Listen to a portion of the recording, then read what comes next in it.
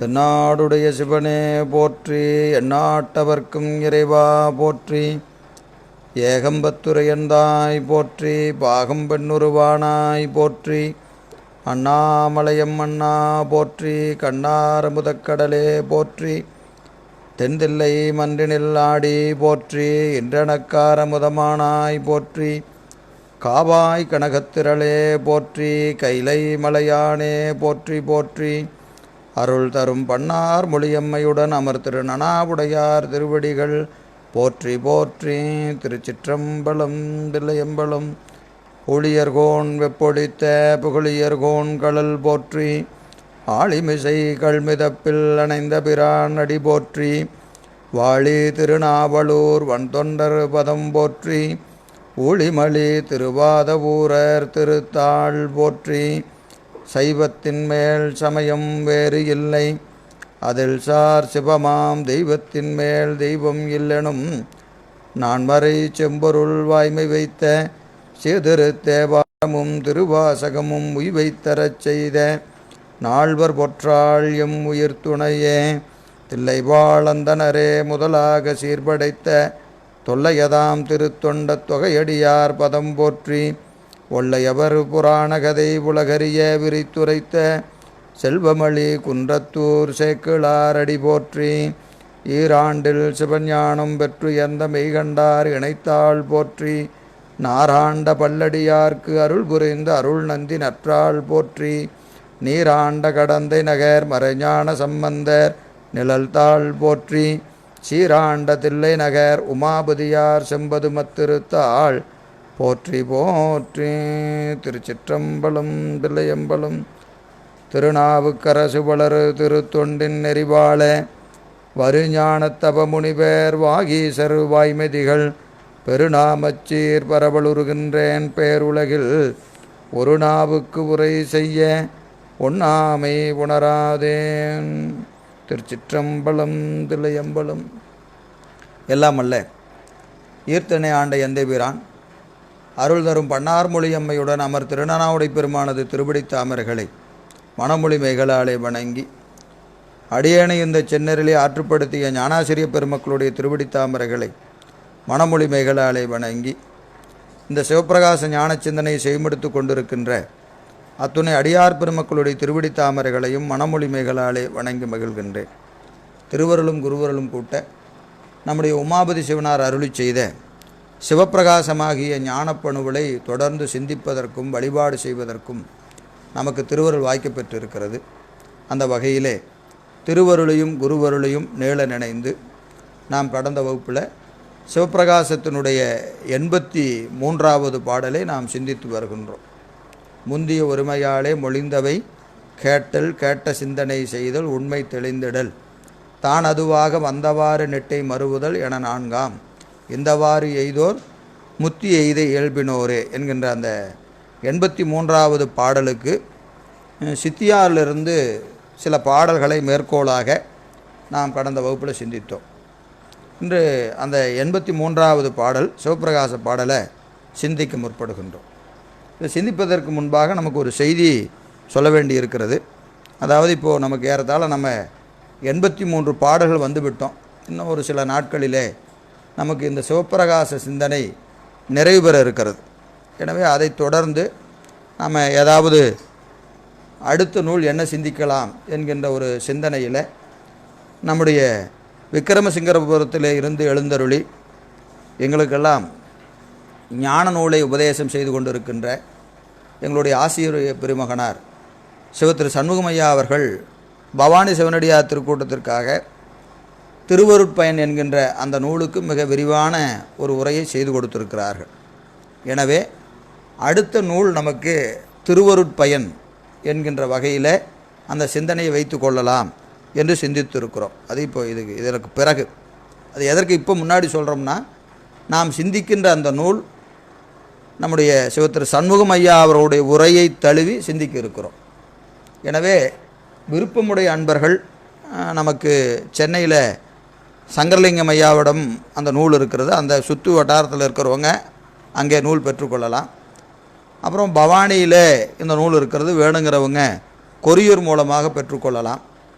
இல்லை வேறு வகையில் ஏதாவது பக்கத்தில் உங்களுக்கு அருகாமையில் யாராவது ஒருவர் அதை மொத்தமாக ஒரு 10-20 நூல்களை வாங்கி வைத்து கொண்டு அங்கே இருக்கிறவர்களுக்கு கொடுக்குறதா இருந்தாலும் கொடுக்கலாம். ஏன்னா அந்த மூலப்பாடமாகிய நூல் கையில் இருந்தால் சிந்திப்பதற்கு கொஞ்சம் எளிமையாக இருக்கும். எனவே அந்த நூல்களை நீங்கள் பெறுவதற்கு ஒரு கால அவகாசம் வேண்டும் என்பதற்காக உங்களுக்கு இப்போது முன்னாடியே இந்த செய்தியை சொல்கிறோம்.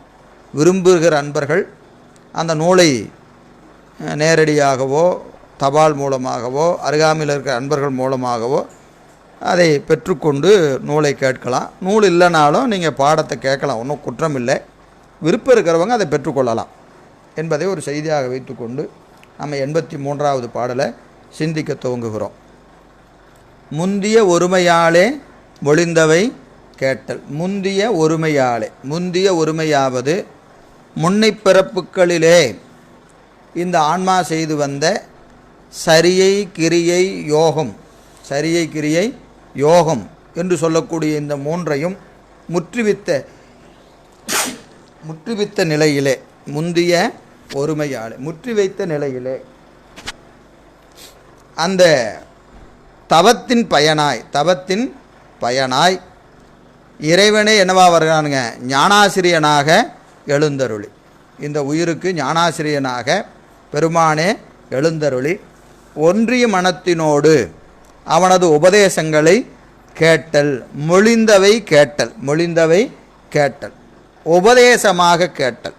குருநாதனது அந்த வாக்குகளை இறைவனது வாக்காக எண்ணி அதை என்ன செய்யணும், கேட்க வேண்டும். எனவே அப்படி விரும்பி கேட்டல், அதை என்ன செய்கிறாரு, விரும்பி கேட்டல். அது நமக்கு என்ன குருநாதர் என்ன உபதேசம் செய்கிறார் அப்படின்னு பார்த்தீங்கன்னா, பதிபசுபாசங்களுடைய இயல்பை குருநாதர் நமக்கு உபதேசமாக அருள் செய்வார். பதி இது, பசு இது, பாசம் இது என்பதை தத்துவ ரூபம், ஆன்ம ரூபம், தத்துவ தரிசனம், ஆன்ம தரிசனம் இது போன்றவற்றையெல்லாம் குருநாதரது அந்த திருமுன்பாக, குருநாதனது திருமுன்பாக உலகம் சடம் அவற்றின் அந்த கருவிகள் முதலாக அவற்றின் வாயிலாக பெறுகிற ஞானமெல்லாம் பாச ஞானம். இந்த பாச ஞானம் நமக்கு என்னது, சுட்டறிவு உடையது, ஏகதேச ஞானத்தை உடையது. இந்த ஏகதேச ஞானத்தினாலே இறைவனை அறிய முடியாது. எனவே இந்த ஆன்மாவுக்கு பதிஞானம் வாய்க்கணும். பதிஞானமாவது எப்போ விளங்கும், சிவஞானமே பதிஞானம். சிவஞானம் வாய்க்கணும்னா என்ன ஆகணும், ஏகனாகி இறைபணி நிற்க. அப்போ ஏகனாகி இறைபணி நிற்கணும்னா தீக்கை பெறுக. இப்படி இந்த நாம் நேற்று பார்த்தோம் இல்லைங்களா, இதையெல்லாம் யார் செய்கிறா, குருநாதர் அங்கே எழுந்தருளி திருநோக்கம் செய்து. நாம் ஏற்கனவே பார்த்தோம் இல்லைங்களா, எத்தனாவது பாடலில், 8வது பாடலில் பார்த்தோம். 8வது பாடலில் அந்த குருநாதன் எழுந்தருளி நமக்கு தீக்கையை என்ன செய்கிற, விரும்பிய மந்திர அதிகாரம், அர்ச்சனா அதிகாரம், மேவி யோக அதிகாரம் என சரியை விசேடம் என்ன வரும் என்று அவற்றை நமக்கு செய்கிறாரா இல்லைங்களா. எனவே மந்திரங்கள், பதங்கள், வண்ணங்கள், புவனங்கள், தத்துவங்கள், கலைகள், இறங்கு அடைவில் தொகை 11, 81, 51, 224, 665 இது அத்துவா சுத்தி. என்னது, அத்துவா சுத்தி. எனவே அத்துவா சுத்தி செய்து மலமகற்றி தானாக்கி மலரடிக்கு வைப்பன் சொல்கிறாரா இல்லையா. 8ஆம் நூற்பால அந்த குரட்பா சொல்கிறாரா இல்லையா, முதல் நூற்பா, 8ஆம் நூற்பாவினுடைய முதல் நூற்பால மன்னவன் தன் மகன் வேடரிடத்தே தங்கி அவனையும் அறியாது மயங்கி நிற்க பின்னும் அவனும் அவரை பிரித்து தானாக்கி பேணுமா போல துண்ணிய ஐம்புல வேடரில் சுடரில் பட்டு துணைவனையும் அறியாது மயங்கி நிற்கும் தொல்லுயிரை மண்ணு அருட்குருவாகி வந்து மலமகற்றி தானாக்கி மலரடிக்கீழ் வைப்பன். அதுதான் அங்கே கேட்டல் ஞானத்திற்குரிய அடிப்படை.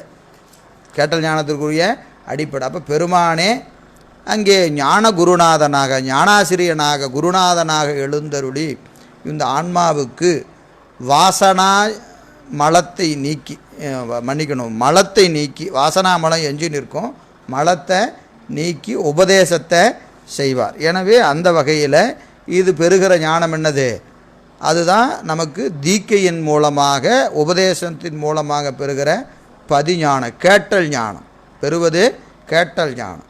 இந்த கேட்ட ஞானத்தினாலே இந்த ஆன்மாவுக்கு என்ன நிலை என்ன வாய்க்கும் அப்படின்னு கேட்டிங்கன்னா, பதி எங்கும் வியாபகமாக நிற்கும். இதனால் ஒரு அனுபவம், கேட்டல் ஞானத்தினாலே ஒரு அனுபவம் உண்டு, சிந்தித்தல் ஞானத்தினாலே ஒரு அனுபவம் உண்டு, தெளிதல் ஞானத்தினாலே ஒரு அனுபவம் உண்டு, நெட்டையினாலே ஒரு அனுபவம் உண்டு. ஒவ்வொன்றிற்கும் அனுபவத்தில் என்ன உண்டு? வேறுபாடுகள் உண்டு.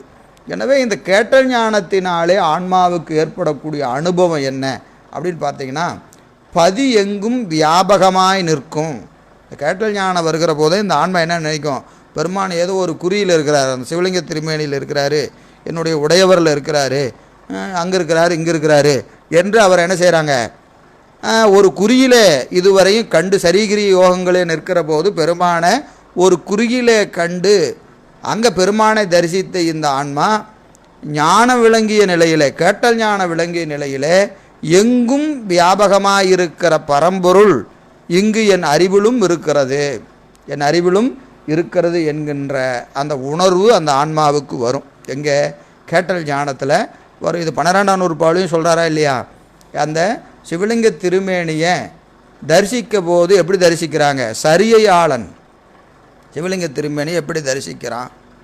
கிரியையாளன் எப்படி தரிசிக்கிறான்? ஞானி யார்? இந்த 3ஆம் நிலைக்கு வந்தவங்க அந்த சிவலிங்க திருமேனி எப்படி தரிசிக்கிறாங்க என்பதையெல்லாம் நமக்கு 12ஆம் நூற்பால் ரொம்ப அழகாக சொல்கிறார். என்னது? சரியையாளன் அது ஒரு திருமேனி என்று தரிசிப்பான். ஒரு கல்லிலாலான திருமேனி, ஒரு சிவலிங்க திருமேனி என்று யார் தரிசிப்பா? சரியையாளன் தரிசிப்பான். அப்போது ஒரு குறியிலே தரிசிப்பான் சரியையாளன். சரியையாளன் அந்த சிவலிங்க திருமேனியை இறைவனது குறி அடையாளம் என்று தரிசிப்பது சரியையாளனுடைய நிலை. கிரியையாளன் எப்படி தரிசிப்பான் அப்படின்னா, மந்திர வடிவாக, மந்திர வடிவாக. அந்த சிவலிங்கம் என்பது ஒரு அடையாளம். அந்த அடையாளத்தில் பெருமான் என்ன செஞ்சுருக்கிறாங்க? மந்திரங்களின் வாயிலாக அங்கே அவன் என்ன செய்திருக்கிறாங்க? எழுந்தருளை செய்திருக்கிறார்கள், ஆவாகனம் செய்திருக்கிறார்கள். இந்த சிவலிங்க திருமேனியில் பெருமானை எழுந்தருளை செய்திருக்கிறார்கள். எனவே பெருமான் இங்கே மந்திர வடிவிலே நிற்கின்றான் என்று யார் பார்ப்பாங்க? கிரியையாளன் பார்ப்பான். அது ஒரே திருமேனி தான், ஒரு கோயில் தான், கருவறையில் இருக்கக்கூடிய சிவலிங்க திருமேனியை மூவரும் பார்க்கிற பார்வையில் வேறுபாடுகள் உண்டு. அப்போ சரியையாளன் அது ஒரு குறியீடு, ஒரு அடையாளம் என்று தரிசிப்பான். கிரியையாளன் அந்த அடையாளத்தினுள்ளே இருக்கிற மந்திர வடிவிலே சிவபெருமானை தரிசிப்பான். அதே இடத்துல ஒரு ஞானி, ஞானதீக்கை 3ஆம் நிலையை அடைந்த அவன் எங்கும் வியாபகமாக நிற்கின்ற பரம்பொருள் எங்கும் எழுந்தருளி இருக்கிறது. அந்த பரம்பொருள் என்னுள்ளும் இருக்கிறது. என்னுள்ளும் இருக்கிற பரம்பொருள் எங்கும் வியாபகமாக இருக்கிறது. அந்த பரம்பொருள் இங்கே திருமேனியில் விளங்கி நிற்கிறது, விளங்கி நிற்கிறது என்று அவன் அந்த குறியீடை, அந்த சிவலிங்க திருமேனியை தரிசிக்க வேண்டும். இதுதான் தரிசிக்கிற முறைமை. அப்படி எல்லாரும் தரிசிக்கிறாங்களான்னு கேட்டால் அதற்கு தெரியாது. அப்படி தான் தரிசிக்கணும், அப்படி தான் தரிசிக்க வேண்டும். எனவே இந்த கேட்டல் ஞானம் விளங்கி ஆன்மா அனுபவம் அதனால் என்ன விளையும்னு சொன்னால், பதி எங்கும் வியாபகமாய் நிற்கும் என்றும், பதி எங்கும் வியாபகமாய் நிற்கும் என்றும், அதனுள் ஆன்மா வியாபியமாய் நிற்கும் என்பதும். நாம் எதுக்குள்ளே? பதியினுள்ளே அடங்கி நிற்கின்ற வியாபகம். நாம் அது வியாபகம், நாம் அடங்கிய வியாபகம், வியாபியம். அடங்கிய வியாபகம் என்னது? வியாபியம். கடலிலே அந்த நீரின் அளவிலே கலந்து நிற்கின்ற உப்பு. எப்போ சொல்கிறதான? கடலிலே அந்த பரப்பில் அடங்கி நிற்கின்ற நீர், அந்த நீரிலே அடங்கி நிற்கின்ற உப்பு என்று 3 சொல்கிறோம். கடல் சிவம், அதில் இருக்கிற நீர் ஆன்மா, அதில் கலந்து நிற்கின்ற உப்பு ஆணவமலம். வியாபகம், வியாபியம், வியாத்தி, இதுதான் 3 சொல்லு. நம்ம எப்போ வழக்கமாக தெரிந்தது தான். எனவே ஆன்மா அந்த சிவத்தினிடையே, அந்த வியாபக பொருள் இடையிலேயே எப்படி நிற்கிறது? வியாபியமாய் நிற்கும். அதனுள் உலகம் வியாபியமாய் நிற்கும். எதுக்குள்ள? இந்த ஆன்மாவுக்குள்ள உலகம் வியாபியமாக நிற்கும். வியாத்தி அதுக்குள்ளே அடங்கி நிற்கும். உலகம் ஆன்மாவிலே அடங்கி நிற்கும். நாம் இப்போ உலகத்தில் அடங்கி நிற்கிறோம். எதனாலே? ஏகதேச ஞானத்தினாலே நாம் இப்போ உலகத்தில் எப்படி நிற்கிறோம்? அடங்கி நிற்கும். உண்மையில் இந்த உலகம் ஆன்மாவிலே அடங்கி நிற்கும். எப்போ? இதற்கு வியாபக ஞானம் விளங்கிய நிலையில், இது எப்போ வியாபக ஞானம் விளங்குகிறதோ அப்போ உலகம் இதில் எப்படின்னு இருக்கும், அடங்கி இருக்கும். அண்டமே விட அனைத்தும்னு பின்னாடி சொல்கிறார், 96 சொல்லுவார். எனவே அது என்ன செய்யும், உலகம் வியாபியமாய் நிற்கும் என்று நிர்விகற்பமாய் அறிதல். விகற்பமாக அறிவதல்ல, நிர்விகற்பமாக அறிதல். இது நமக்கு இது கேட்டல் ஞானத்தினாலே பெறுகிற அந்த அனுபவம். எனவே இதில் தெளிதற்கும் நெட்டைக்கும் என்ன வேண்டியதில்லை, நமக்கு நூல் தேவையில்லை. அதெல்லாம் நேரத்தை நாம் பார்த்தோம். எனவே இந்த கேட்டல் ஞானத்தை பற்றி நமக்கு சித்தியார் பாட்டு, ஏன்னா இப்போ இது ரொம்ப முக்கியமான இடம். இந்த கருத்துக்களை எல்லாம் நம்ம சித்தியாரோடு தான் பார்க்கணும். எனவே இதற்கு சித்தியார் பாடல் 280, கேட்டல் ஞானத்திற்குரிய பாடல் 280 பாடல் பாருங்க. சூரியகாந்த கல்லினிடத்தே செய்ய சுடர் தோன்றிட சோதி தோன்றுமா போல ஆரியனாம் ஆசான் வந்து அருளால் தோன்ற அடிஞானம் ஆன்மாவில் தோன்றும் தோன்ற தூரியனாம் சிவன் தோன்றும் தானும் தோன்றும் தொல்வுலகம் எல்லாம் உள்ளே தோன்றும் நேரியனாய் பரியணுமாய் உயிர்க்குயிராய் எங்கும் நின்ற நிலையெல்லாம் முன் நிகழ்ந்து தோன்றும். இதற்கு நம்முடைய முனிவருடைய உரையை நாம் பார்க்கணும். எப்படின்னு பார்த்தீங்கன்னா, தோன்றிட செய்ய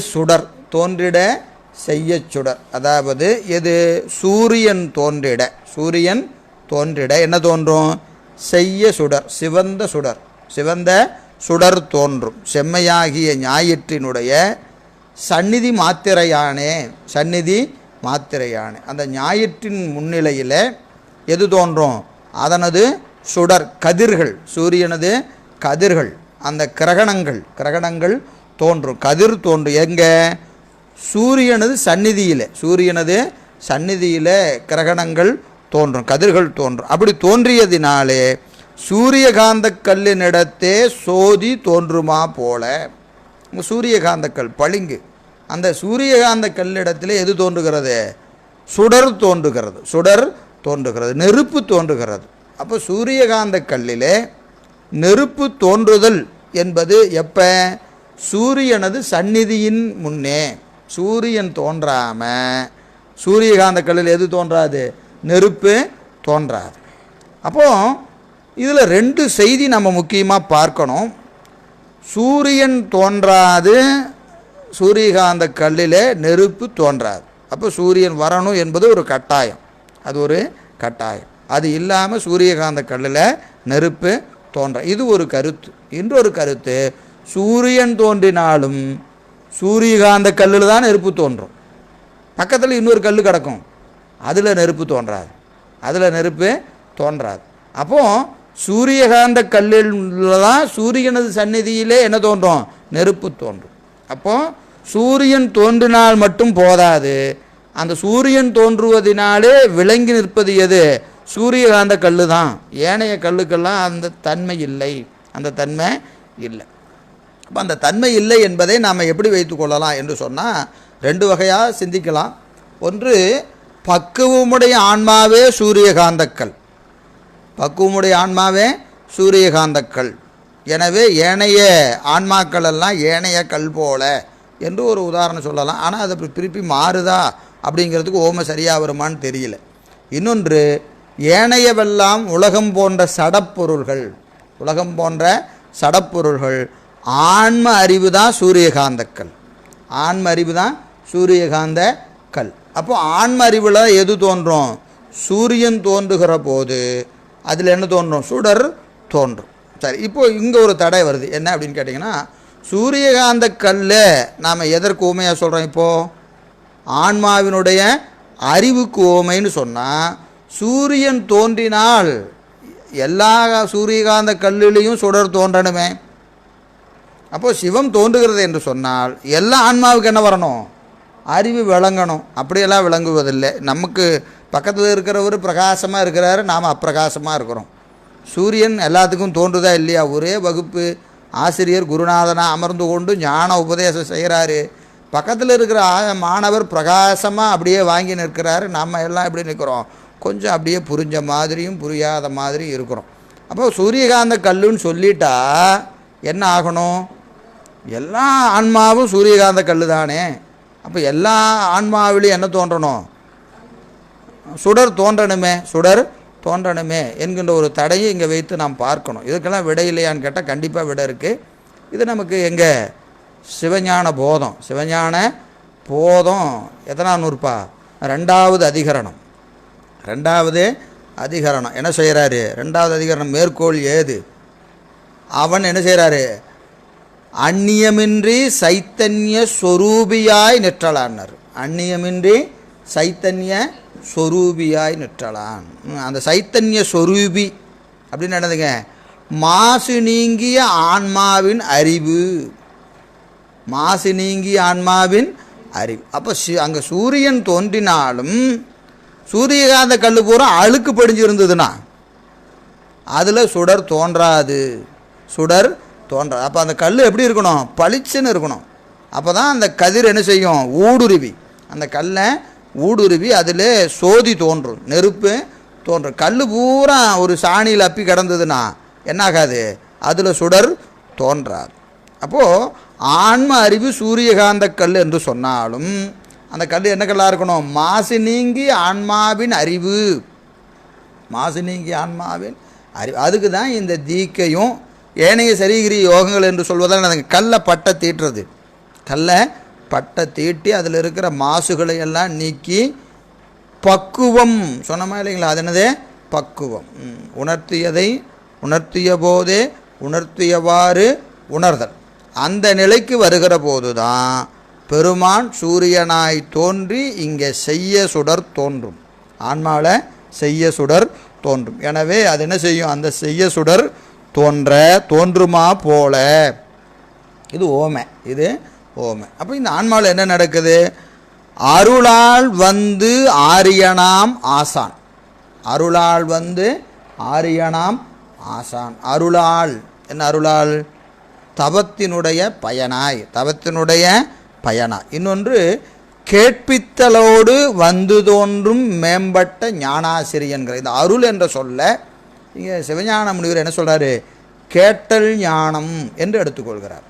அருளால் தோன்றும் என்பது என்னது? கேட்டல் ஞானத்தோடு ஆசிரியன் தோன்றுவான். அப்போ ஆசிரியனுடைய அந்த தோன்றுகிற காரியத்தினுடைய நோக்கம் பயன் என்ன அப்படின்னா ஆன்மாவுக்கு கேட்டல் ஞானத்தை கொடுத்தல். கேட்டல் ஞானத்தை அதற்காகத்தான் அங்கே ஆசிரியனாக பெருமான் வருகிறான். அப்போ அவன் வருவது எதனால் வருகிறான்? ஆன்மாவுக்கு அந்த கேட்டல் ஞானத்தை தோற்றுவிக்கும் பொருட்டு பெருமானே ஞானாசிரியனாக எழுந்தருளுகிறான். எனவே அந்த வகையில் அங்கே கேட்பித்தலோடு வந்து தோன்றும் மேம்பட்ட ஞானாசிரியர். மேம்பட்ட ஞான ஓர் குரும்பர். ஏன்னா ஆசிரியர் பலர். நமக்கு அங்கங்கே தடை வந்துடுதா இல்லையா? ஆசிரியர்னால் எல்லாரும் ஆசிரியர் தான். அப்போது இங்கே சிவத்தை எப்படி சொல்கிறது அப்படின்னா ஓர் குருனர், ஒப்பற்ற குருநாதன். ஒப்பற்ற குருநாதன். ஓர் வார்த்தை சொல்ல சர்க்குரு வாய்க்கும். ஓர் வார்த்தை சொல்ல சர்க்குரு வாய்க்கும். அந்த ஓர் வார்த்தை சொல்லுதான் கேட்டல் ஞானம். ஓர் வார்த்தை என்பது என்ன? கேட்டல் ஞானம். எனவே அங்கு வந்து ஞானாசிரியன் தோன்ற என்னது? சந்நிதி மாத்திரையானேனார். இது என்ன சொல்கிறாரு? எப்படி சூரியனது சந்நிதி மாத்திரையிலே அந்த கல்லிலே எது தோன்றுகிறது? நெருப்பு தோன்றுவது போல ஆன்மாவுக்கு முன்பாக, அதாவது குருநாதனது சந்நிதி மாத்திரையிலே. அப்போ அந்த குருநாதன் அங்கே எழுந்தருளினாவே தீக்க தான். அவரை பார்த்தாவே தீக்க தான். அப்போ தீக்க அதை தான் சொல்லியாச்சு. என்னது? வாசன தீக்க, உபதேச தீக்க, திருக்கண் நோக்கம். திருக்கண் நோக்கம். அப்போது பரிசு தீக்க, வாசக தீக்க என்று நமக்கு தீக்க 7 வகையாக சொல்லி அதற்கும் மேலும் விரியின்ட்டாங்க. அப்போது அவரது சந்நிதியே நமக்கு தீக்க. குருநாதரை தரிசித்தலே நமக்கு தீக்க. எனவே அங்கே சந்நிதி மாத்திரையில் என்ன நிகழும்? ஆன்மாவில் அடிஞானம் தோன்றும். அடிஞானம் தோன்றும். திருவடி ஞானம், சிவஞானனாலும் திருவடி ஞானனாலும் பதிஞானம்னாலும் எல்லாம் ஒரு பொருள் தான். எல்லாம் ஒரு பொருள் தான். எனவே அங்கே என்ன நிலகும்? அந்த எல்லாம் இந்த 4 வகை ஞானத்திலே, 4 வகை ஞானத்தை கேட்டல், சிந்தித்தல், தெளிதல், நெட்டைகோடல் என்று சொல்லக்கூடிய இந்த 4 வகையான ஞானத்திலே முன்னதாகிய ஞானம் முதல்ல தோன்றுவது எது? கேட்டல் ஞானம்தான். எனவே 4 வகை ஞானத்திலே முன்னதாகிய கேட்டல் ஞானம் என்னாகும்? விளங்கி தோன்றும். விளங்கி தோன்றும். விளங்கி தோன்றும். இதுக்கு முன்னாடி தோன்றும், விளங்காமல் தோன்றும். இதுக்கு முன்னாடி எத்தனையோ முறை பாடம் கேட்டிருப்போம், இந்த பாட்டை கேட்டிருப்போம். அப்போல்லாம் அது எப்படி இருக்கும்? விளங்காமல் இருக்கும். ஆனால் பெருமான் நமக்கு உபதேசமாக செய்கிற போது தான் அது விளங்கி தோன்றும், அனுபவமாக தோன்றும். அனுபவமாக தோன்றும். எனவே அங்கே விளங்கி தோன்றும். அப்படி தோன்ற தூரியனாம் சிவன் தோன்றும். அதாவது அந்த கேட்டல் ஞானம் தோன்றவே, கேட்டல் ஞானம் தோன்றவே என்னாகும்? முதல்வனாகிய பதியும் நிர்விகற்பமாய் விளங்கி தோன்றும். ஆன்மாவின் அறிவிலே சிவம் தோன்றும். சிவம் தோன்றும். எப்படி தோன்றும்? நிர்விகற்பமாக தோன்றும். நிர்விகற்பமாக தோன்றும். அப்போ கேட்டல் ஞானத்திலே ஆன்மாவுக்கு என்ன தோன்றும்? சிவம் நிர்விகற்பமாக தோன்றும். நிர்விகற்பமாக தோன்றும். எனவே அப்படியே நிர்விகற்பம் என்பது என்னங்க? பொதுவாக தோன்றுதல். பொதுவாக தோன்றுதல். எனவே விளங்கி தோன்றும். தன்னுள்ளே என்ன தோன்றும்? இந்த சிவம் தன்னுள்ளே தோன்றும். அந்த பதியினுள்ளே பசுவும் நிர்விகற்பமாய் தோன்றும். முதல்ல சிவம் தோன்றும். வியாபகமான சிவம், எங்கும் வியாபகமாக இருக்கிற சிவம் தோன்றும். கேட்டல் ஞானத்தில் தோன்றும். அந்த சிவத்தினுள்ளே தானும் தோன்றும். எது தோன்றும்? இந்த பதியினுள்ளே பசு என்னது? அடக்கம். அதில் இது அடங்கி நிற்கும்.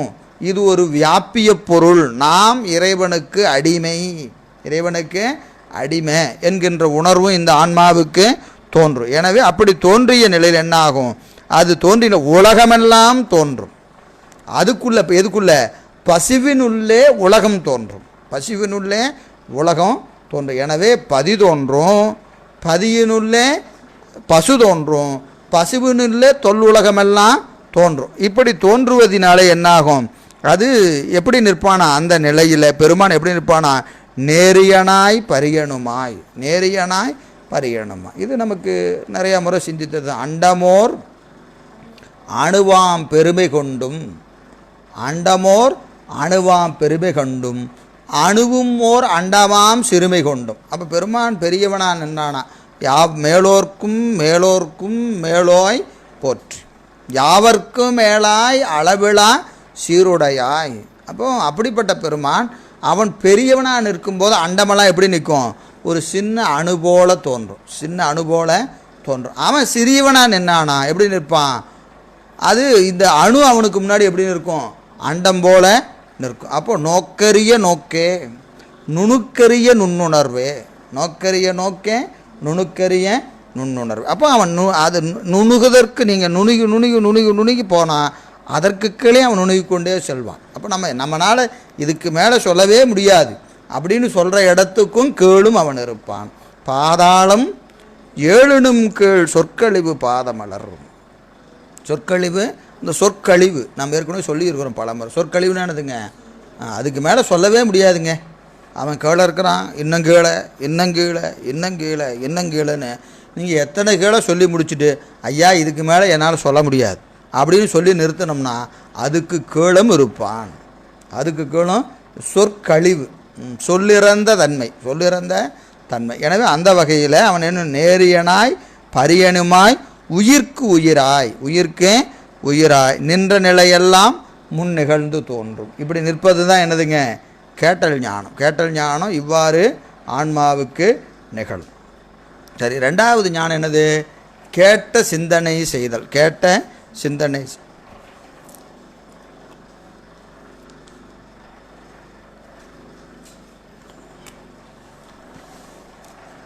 கேட்ட பொருளை சிந்தித்தல்.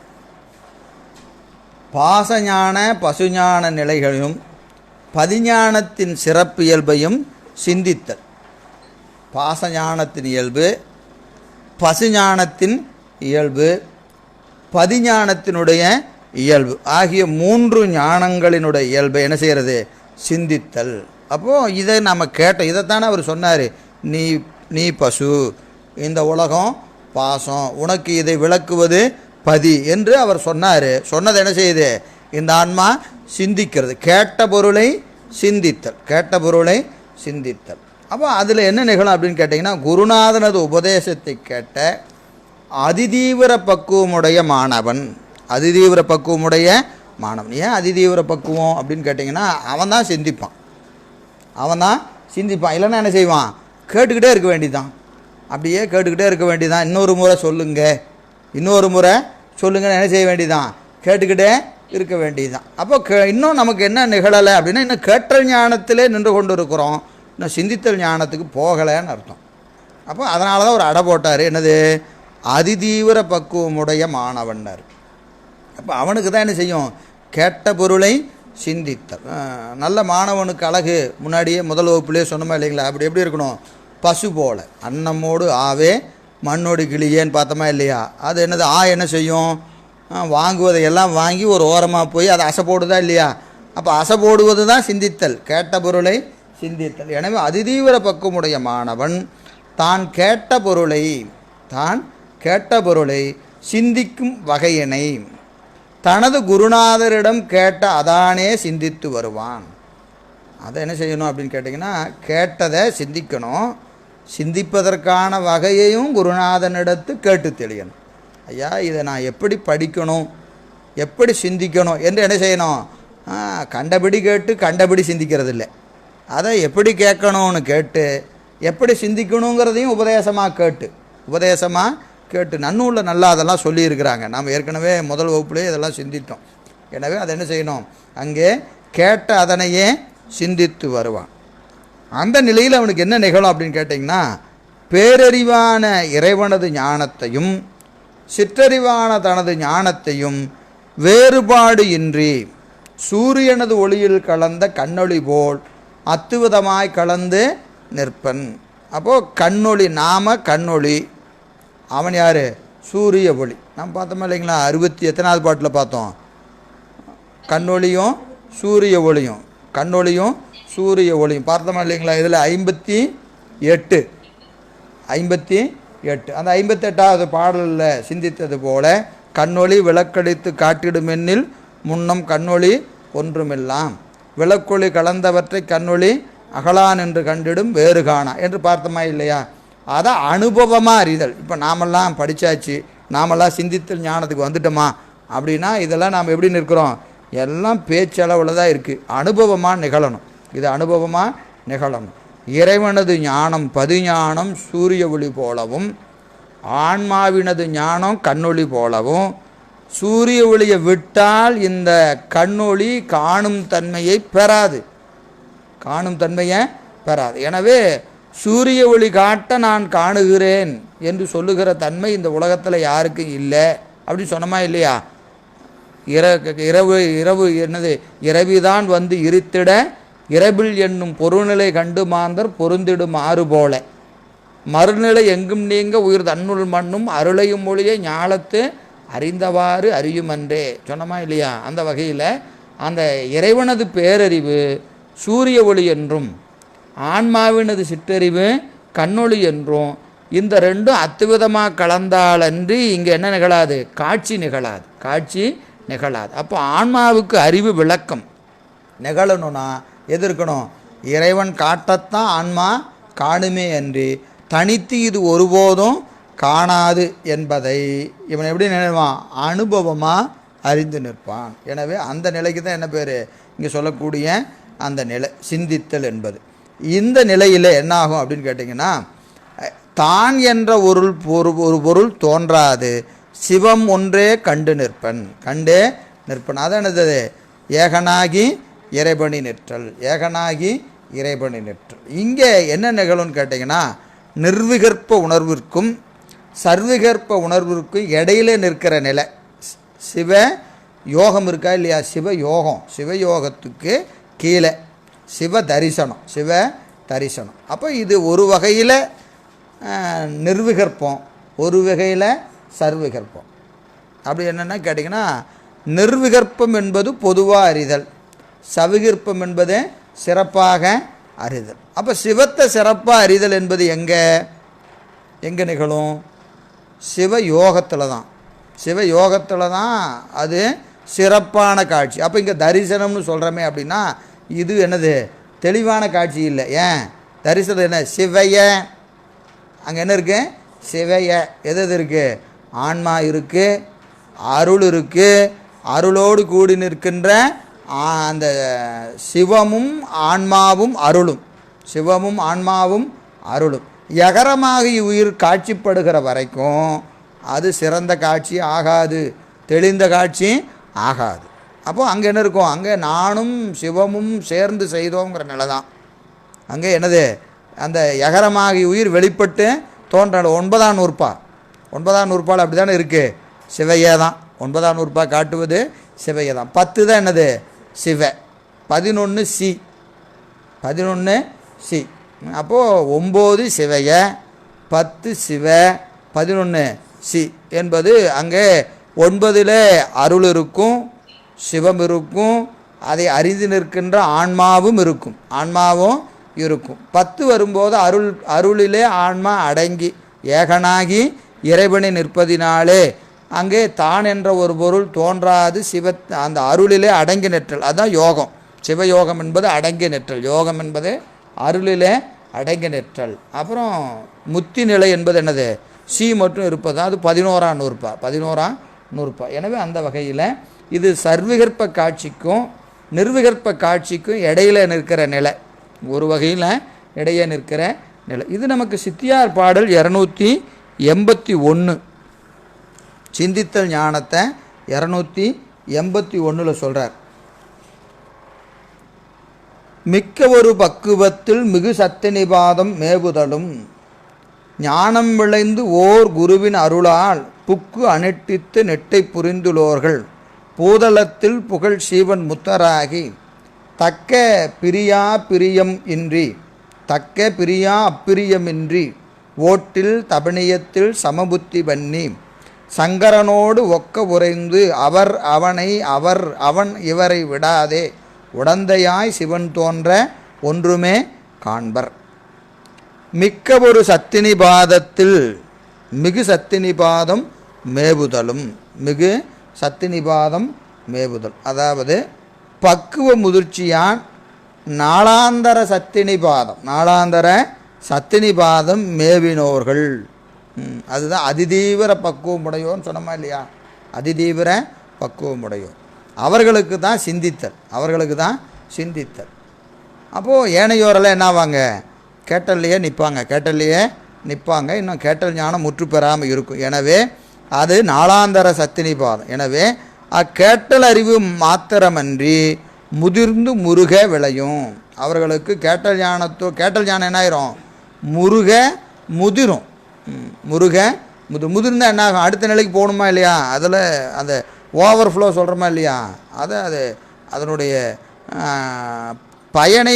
பயனை பெற பெற பெற அடுத்த நிலைக்கு என்ன தள்ளும், அதை தள்ளும். பயனை பெறலைன்னா என்ன ஆகும், இன்னும் இதுக்கே வண்டி திணறிட்டு இருக்குது, கேட்டல் ஞானத்துக்கே திணறிட்டு இருந்ததுன்னா இது எங்கே போய் சிந்தித்தலுக்கு போகாது, அப்படியே போகாது. அப்போது முதல்ல கேட்பதில் என்ன ஆகும், அது என்ன சொல்கிறது, அது எப்படி அறிஞ்சிக்கிறது, இப்போ நமக்கு நம்ம கேட்டல் ஞானத்தை முற்றி வித்துட்டோமா அப்படிங்கிறது எப்படி அறிஞ்சிக்கிறதுனா அது இலகுவாகும். கேட்டல் ஞானம் என்பது என்னாகும், அப்படியே ரொம்ப லேசாக நடக்கும். கேட்ட உடனே சொன்ன உடனே என்னாகும், சொன்னதை அப்படியே அவங்க வாங்கிட்டாங்கன்னு என்ன அர்த்தம், அது அவங்க கொஞ்சம் அதில் தயாராகிட்டாங்க. சொல்கிற செய்தி என்ன செய்கிறாங்க, ஆசிரியர் சொல்லவே அதை அப்படியே வாங்கி கொள்ளக்கூடிய தன்மை அவர்களுக்கு வந்துட்டா அவங்க என்ன ஆகிட்டாங்கன்னு அர்த்தம், கொஞ்சம் கேட்டல் ஞானத்தில் தயாராகிட்டாங்கன்னு தெரிஞ்சுக்கலாம். அதை சொல்லும்போதே வாங்கிறதுக்கு திணறணும்னா என்ன அர்த்தம், இன்னும் நாம் இன்னும் கேட்குறதுக்கே தயாராகலை என்பது தெரியும். இதுக்கெல்லாம் வேறு எது அளவுகோலாக இருக்குது, அவங்க அறிவு தான் அளவுகோல், அவங்க அறிவு தான் அளவுகோல். ஆசிரியர் அறிவார், அவருக்கு தெரியும் மாணவருடைய தன்மையை ஆசிரியர் தான் அறிய முடியும், வேறு யார் அறிய முடியும், வேறு ஒருவரும் அறிய முடியாது. எனவே அந்த முதிர்ந்து முருக விளையும். அப்பொழுது தம் ஆசிரியராதல் தம்மோடு ஒரு சாலை மாணாக்கராய் தமிழ் மூத்தாரில் ஒருவராய் சிந்திக்கப் பெறும் அந்நூற்பொருளின் கண்ணே கருத்து ஒருங்கு நுழைந்து முன்னோடு பின் மலைவர ஏது திரட்டாந்தம் முதலியவற்றால் சிந்தித்து நெட்டை கூடுதற்கண் வேட்கை மிக்கும் உடையராக பெற்றார். இந்த ஓர் குரு என்பது ரொம்ப அருமையான இடம். இங்கே தான் முனிவருடைய அந்த பெரும் கருணையை நம்ம பல இடங்களில் நம்ம பார்க்கலாம். அதில் ஒரு இடம் இந்த ஓர் குரு என்பது. ஓர் குரு என்ற பொதுபட கூறினார் பார். ஓர் குரு என பொதுபட கூறினார். கேட்டல் ஞானம் நமக்கு குருநாதன் இல்லாமல் விளையாது. குருநாதன் இல்லாமல் விளையாது. அப்போ கட்டாயம் அங்கே என்ன இருக்கணும்? குருநாதன் இருக்கணும். ஆனால் சிந்தித்தல் ஞானத்துக்கு குருநாதர் இருக்க வேண்டும் என்கின்ற கட்டாயம் இல்லை. கட்டாயம் இல்லை. குருநாதர் இருக்கலாம். குருநாதர் சந்நிதி மாத்திரையிலேயும் சிந்தித்தல் ஞானம் நிகழும். குருநாதன் இல்லாத போதும் சிந்தித்தல் ஞானம் நிகழும். சிந்தித்தல் ஞானம் நிகழும்.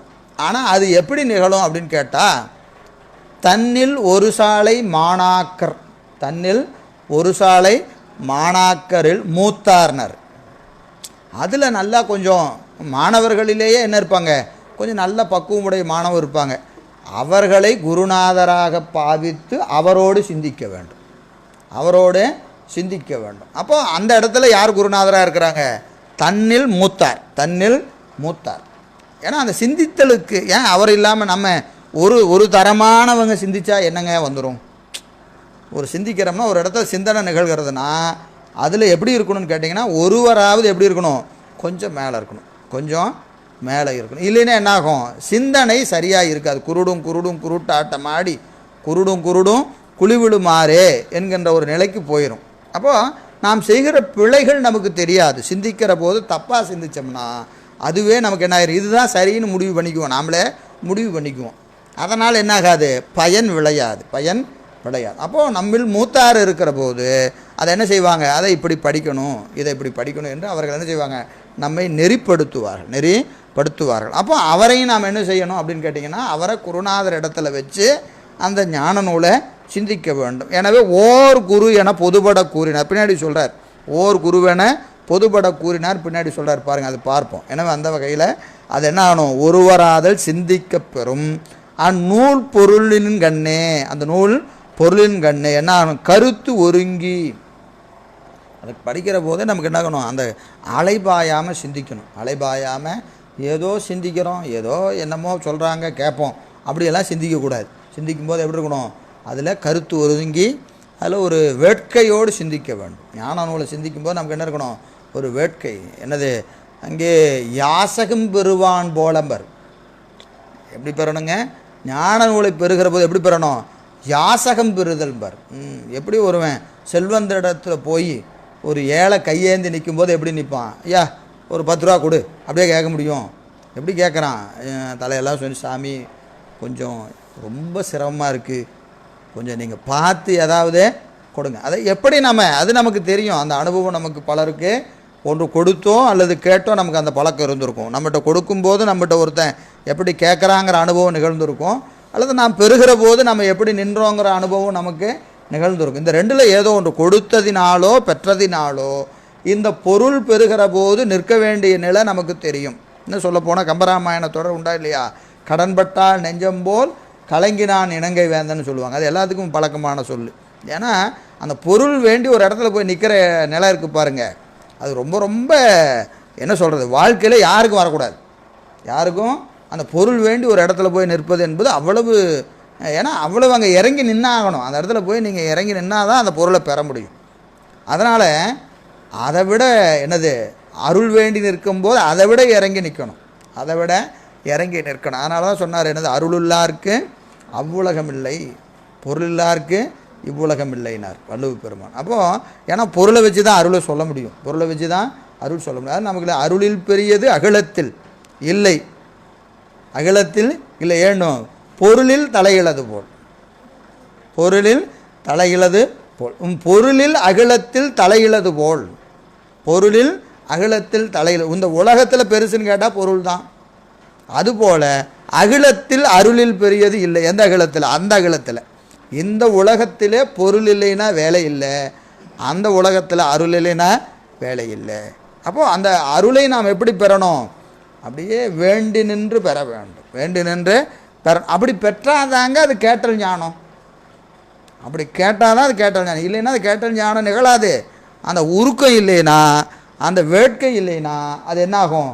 அது சும்மா ஏதோ ஒரு செய்தியாக நமக்கு போய் அறிவில் எங்கேயோ போய் தங்கி நிற்கும்.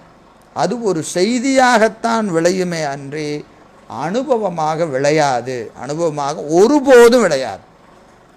பசித்தவனுக்குத்தான் என்ன தெரியும், அந்த உணவினுடைய தன்மை, அதனுடைய தேவை அறிய முடியும்.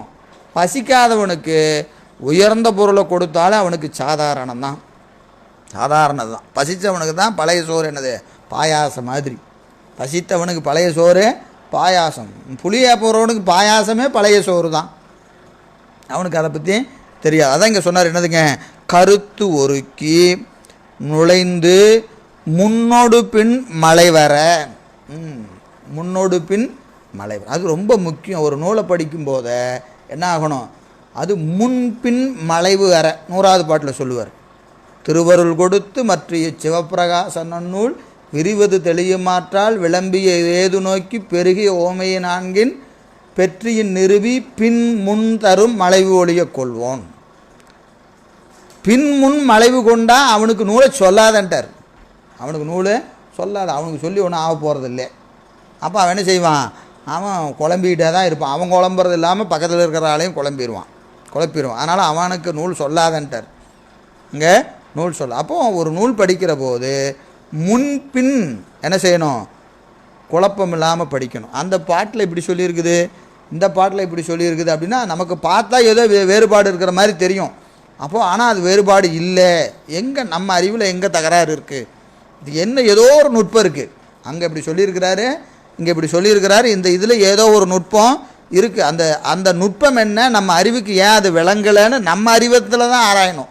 புத்தகத்தில் இவர் தப்பாக சொல்லியிருக்கிறாருன்னு பார்த்தோம்னா போச்சு, பாடம் போச்சு. எனவே என்ன செய்யணும், முன்பின்னோடு மலைவு அற.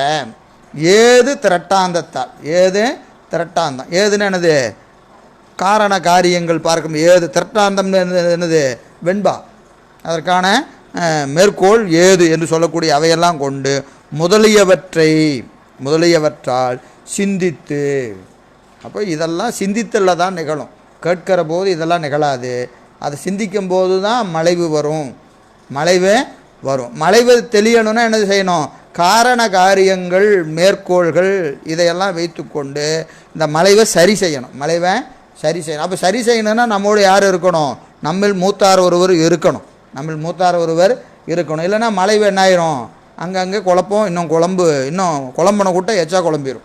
எனவே அங்கே அவர் சந்நிதியிலே, குருநாதன் சந்நிதியிலோ தன்னில் மூத்தாருடைய சந்நிதியிலோ தான் சிந்திக்க வேண்டும். அப்படி சிந்திக்கலனால என்ன செய்யணும், ஐயத்தை கேட்டு கூட தெளிந்து கொள்ளலாம். எனவே அப்படி சிந்தித்து நெட்டை கூடுதன்கண் வேர்க்கை மிக்கு உடையராக பெற்றார். சிந்தித்தா என்ன ஆகணும், நெட்டை கூடுவதில் வேட்கை வரணும். அப்படி சிந்திக்கணுமா, சிந்திக்கும் போது என்ன வரணும், நெட்டை கூடுவதில் வேட்கை, அந்த விருப்பம். என்னைக்கு இன்று வருமோ நாளைக்கே வருமோ அல்லது மற்ற என்று வருமோ அறியேன், துன்று விழும் மாயை அற்று வெளிக்குள் வெளிகடந்து சும்மா இருக்கும் சுகம், இன்று வருமோ நாளைக்கே வருமோ அறியேன் அப்படின்னு ஒரு ஆசை வரணும். அந்த வகையில் அதை சிந்திக்கும் போது அப்படி சிந்திக்கணும். அதெல்லாம் அந்த நூல்களில் சொல்லப்பட்டிருக்கிற நிலையில் அந்த உபதேச கிராமமாக கேட்டாலன்றி, உபதேச கிராமமாக சிந்தித்தாலன்றி நெட்டை கூடுவதில் நமக்கு என்ன வராது, வேட்கை வராது. எனவே அந்த வகையில் அது அந்த நெட்டை கூடுவதற்கான வேட்கை மிக்கு உடையராக பெற்றார். சிந்தித்தற்கருமமே மேற்கொண்டு, அவங்க என்ன செய்வாங்களாம், சிந்தித்தற்கருமமே மேற்கொண்டு மற்ற ஒன்றினும் பற்றின்றி. அந்த சிந்தித்தல் நிகழ்ந்தால் அவங்களுக்கு என்ன வராதான், வேறு எதன் மீதும் பற்று வராதான். அது சிந்திக்க இன்னும் சிந்திக்கணுங்கிற உணர்வு தான் வருமே ஒழிய போதுங்கிற நினைப்பு வராதான். எனவே சிந்தித்தற்கருமமே மேற்கொண்டு, அதில் வேறு எதுலேயும் என்ன வராது, அவர்களுக்கு அந்த விருப்பம் வராது. என்ன செய்வாங்களாம், மற்றொன்றிலும் பற்றொன்றின்றி சீவன் முத்தரோடு ஒப்ப. எப்படி இருப்பாங்களாம், சீவன் முத்தரோடு ஒப்ப பேரறிவாகிய சிவமும் சிற்றறிவாகிய தாமும் ஞாயிற்றொளியும் கண்ணொளியும் போல் அத்துவிதமாய் நிற்றலான். அந்த சிவம் பேரறிவாகிய சூரிய ஒளி, தான் சிற்றறிவாகிய கண்ணொளி, இந்த ரெண்டு எப்படி நிற்கணும், பிரிப்பின்றி அத்துவிதமாக நிற்க வேண்டும் என்கின்ற நிலையில் அவர்கள் அங்கே காணப்படுவதினாலே ஆண்டு தாம் தாம் உளராதல் அறியப்பெறாது. அவர்களுக்கு நான் என்ற ஒரு பொருளே அங்கே தோன்றாது. நினைப்பெல்லாம் எது மேலே இருக்கும்? சிவத்தின் மேலேயே நினைப்புகளெல்லாம் இருக்கும். எனவே அந்த சிவத்தினுடைய தோற்றம் ஒன்றே காணப்பெற்று நிர்விகற்ப சவ்விகற்ப என்னும் இரண்டிற்கும் இடைநிலத்தாய் நிற்பர். அந்த ரெண்டுக்கு இடையில நிற்பாங்க என்று அங்கே காட்டுகிறார். எனவே அதான் சொல்கிறாரு, ஓர் குரு என பொதுபட கூடினார். ஓர் குரு என பொதுபட கூறினார். எது? ஒரு சாலை மாணாக்கராய் தம்மின் மூத்தாரை தழுவுதற்கு. தம்மில் மூத்தாரை தழுவுதற்கு என்ன செஞ்சார்? ஓர் குரு என பொதுபட கூறினார் என்று சொல்கிறார். எனவே அதுதான் என்னதுங்க இங்கே இதனாலே பெறக்கூடிய அந்த நிலை. இதற்கு அனுபவம் என்ன? சிந்தித்தல் ஞானத்திற்கான அனுபவம் என்னென்னா அது என்னது? இந்த சர்விகற்பக்கும் நிர்விகற்பத்திற்கும் இடையில் நிற்கிறது தான் அனுபவம். அந்த ரெண்டுக்கு இடையில் நிற்கிறது தான் அனுபவம். அது இங்கே என்ன? சிவ என்னதுங்க? சிவ தரிசனம். சிந்தித்தல நிகழ்வது சிவ தரிசனம். 8 கேட்டல் ஞானம், 9 சிந்தித்தல் ஞானம். 9 சிவஞான போதம், 9ஆம் நூற்பானது சிந்தித்தல் ஞானம். அடுத்தது பாருங்க, உண்மை தெளிந்திடல். உண்மை தெளிந்திடல்.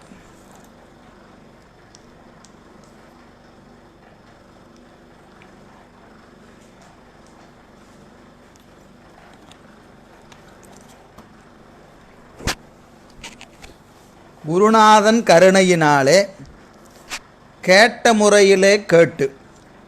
குருநாதனது கருணையினாலே கேட்ட முறையில் கேட்டு, சிந்தித்த முறையில் சிந்தித்து, சிந்திக்கும் முறையில் சிந்தித்து, பின்பு அன்பு செய்து. தெளிதலுக்கு முன்னாடி என்ன நிகழுமா? கேட்கிற முறையில் கேட்டு, சிந்திக்கும் முறையில் சிந்தித்து, அதன் பின்பு என்ன செய்யணும்? அன்பு செய்து. பெருமானிடத்து அன்பு செய்யணும். சிந்தித்தாவே என்ன வந்துடும்? அன்பு வந்துடும். ஏன் வரும்? அவனை சிந்திக்கிறதே அவன் கருணையை தானே. ஐயோ பெருமான் எனக்கு என்ன கருணை செய்கிறான், எத்தனை அரியை நீ எளியானாய் எனையாண்டு கொண்டிறங்கி என்று கொண்டாய்.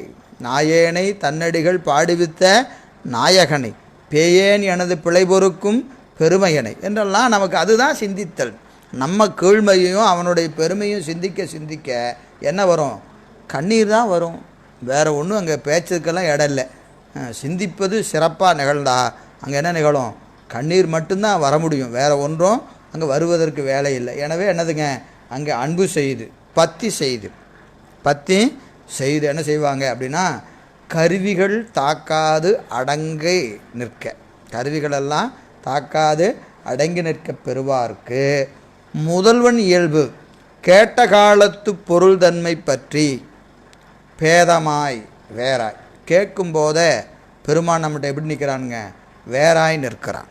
இப்போ குருநாதர் உபதேசம் செய்யும் போதே சிவத்தின் தன்மையை சொல்கிறார். சிவத்தின் தன்மையை நமக்கு பதியினுடைய இயல்பை சொல்கிறாரு, பசுவின் இயல்பை சொல்கிறார். அப்படி சொல்லும்போது நமக்கு எப்படி தெரியுது?